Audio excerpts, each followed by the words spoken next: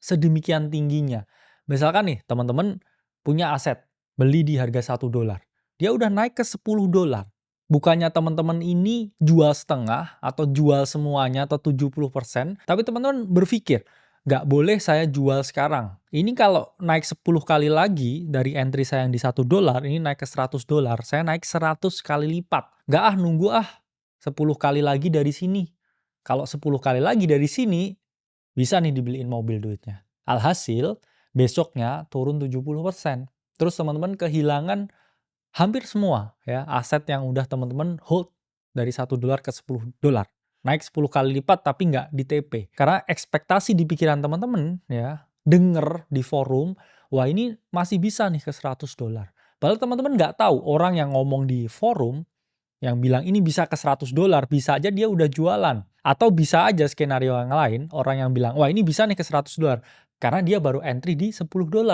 Dan dia pun juga berharap baru bisa ke $100, bisa dia untung. Sementara teman-teman ini posisinya udah untung, dengerin orang yang baru entry. Dan berharap dia naik lebih tinggi lagi. Terus teman-teman hold, besoknya turun. Dia rugi, kamu rugi. Itulah mengapa teman-teman selalu denger kata hati teman-teman sendiri. Analisa balik lagi ke teman-teman masing-masing.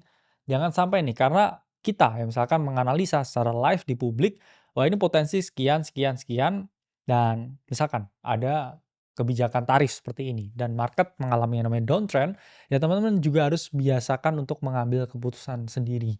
Jangan di situ teman-teman, wah karena kemarin di margin call nih dibahas bisa naik demikian ya, padahal teman-teman udah profit tinggi, ya nggak ada salahnya untuk amanin profit atau amanin modal yang teman-teman miliki dan juga let the profit run.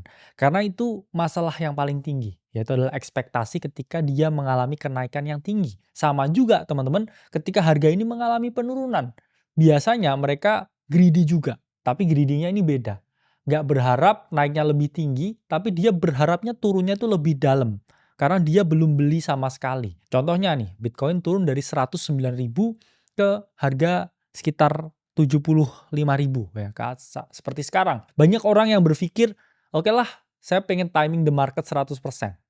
Saya nggak mau masuk sekarang, nunggu dia turun ke 70.000. Padahal nggak ada jaminan juga kita bisa sampai sliding down ke 70.000. Bisa aja dari 75.000 ini terus bottom balik lagi ke 110.000.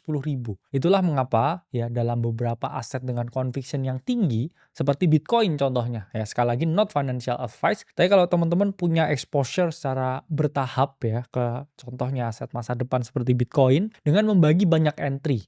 Dollar cost average, beli setiap minggu, beli setiap bulan, beli setiap ada koreksi, tanpa berharap dia